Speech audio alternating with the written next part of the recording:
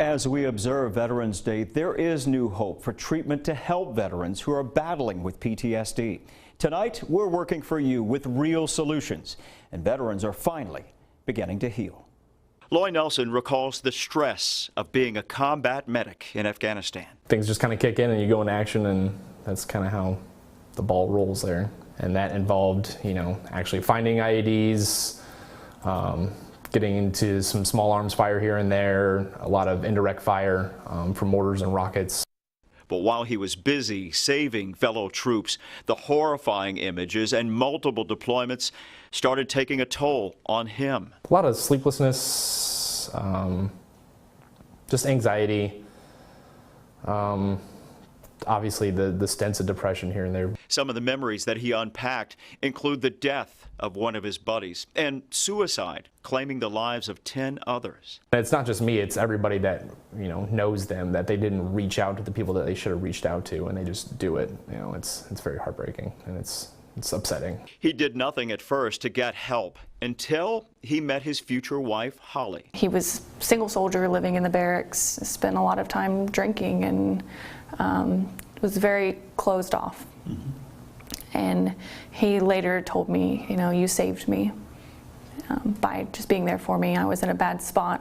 I know when I got back, she brought it up to me that, I should probably at least bring it up to the VA's attention and see what's out there. Loy took that step, and Holly was there with him.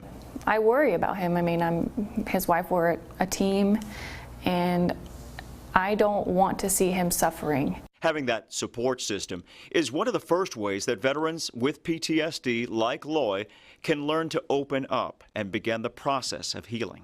I think just being open about it and listening more than anything. Dr. Billy Rutherford works with a number of patients with PTSD. He says learning how to communicate is an important step to move forward because PTSD won't go away by itself. It can be hard to hear about what your loved one went through or to hear what they're struggling with.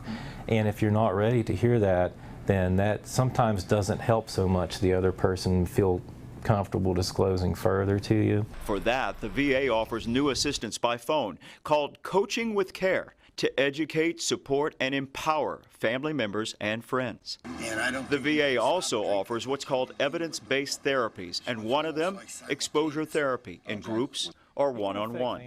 And what exposure means is in some way working with, recalling, processing thoughts, feelings, and images that have happened rather than trying to avoid those and sticking them to the back of your mind. There are a number of other forms of therapy to help those with PTSD face negative feelings, reframe negative thoughts, or make sense of the trauma. And the success rate is promising. According to clinical studies, most with PTSD who complete these programs actually begin to feel better. But it's not a one-size-fits-all, and you have to push through the challenges. And it's hard. We've had bad days. We don't have it all together all the time. And it's frustrating when he doesn't want to talk to me about it because I know what he's going through, and I want him to open up because I can't help if you don't talk to me or you don't reach out. But sometimes it's just not what he feels like. But I'm glad that we were able to get him help and that he's doing a lot better.